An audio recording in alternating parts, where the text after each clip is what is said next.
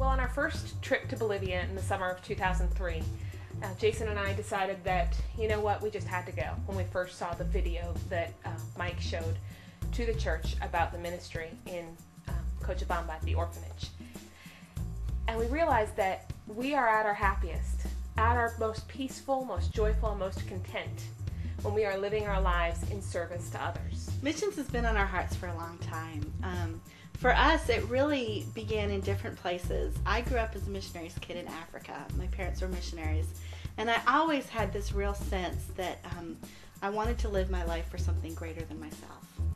And for Courtney and I too, doing short-term mission trips as teenagers and young adults really impacted our lives. The people of Bolivia are so warm and so they embrace you and they welcome you into their home and into their family. And we love that so much. And that just set in our hearts. It set the country of Bolivia in our hearts. You know, most people think of Europe as a vacation place, a place to go and go on a cruise or tour something beautiful and old. But really the need for Christ in Europe is staggering. Europe has gone from one of the most Christian continents in the world to now one of the least Christian continents in the world.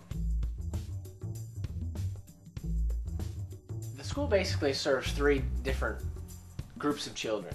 The first being the missionary families who live in La Paz, and that's a unique area of ministry because in past years missionaries have left the city of La Paz because there wasn't a good educational option for their kids. So the school allows missionaries to stay and continue their ministry.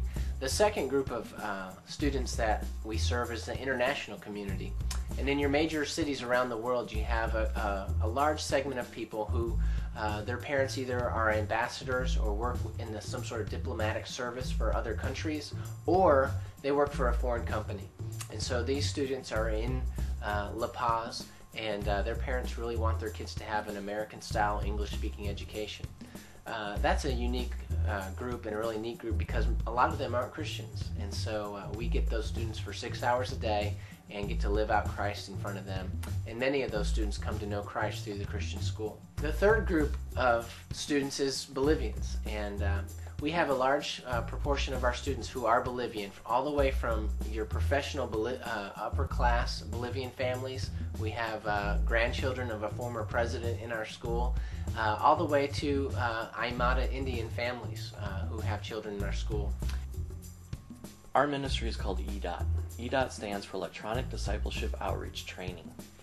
And as you can see, it has three major components to it. The first one is discipleship. And discipleship, one of the major things we're doing there is we're developing online courses. And so we're working with Bible schools and seminaries to develop distance education curriculums and helping them reach European pastors and church leaders, giving them the tools and equipment they need to be better at ministering to Europe as a whole. And we're able to do this in all the European languages. Outreach, what we're doing there is we're developing e-learning centers, which is 7 to 12 computers in a church basement or ministry center. And we're predominantly doing this in Eastern Europe. And what they're for is to help people get job skills. What we're able to do is help them get these job skills in the church. So not only do they come out being able to get jobs or retain jobs, but they're able to come to know who Jesus Christ is and understand the church is a safe place to be. The third is in training. We do a lot of work with ministries who are wanting to develop websites or develop curriculum online, and so we're training them on how to develop websites for their ministries. It's almost more challenging to live as a Christian, as a Christ follower here in the U.S., in your own community, in your own neighborhood, in your own workplace, because we're known as who we are at work or in the neighborhood first, and then the Christian part seems to be tagged on at the end. The amazing thing about moving to Bolivia as missionaries is that we come into the country as Christ followers, and that's what everybody's going to know about us first. And then we get to be a principal second.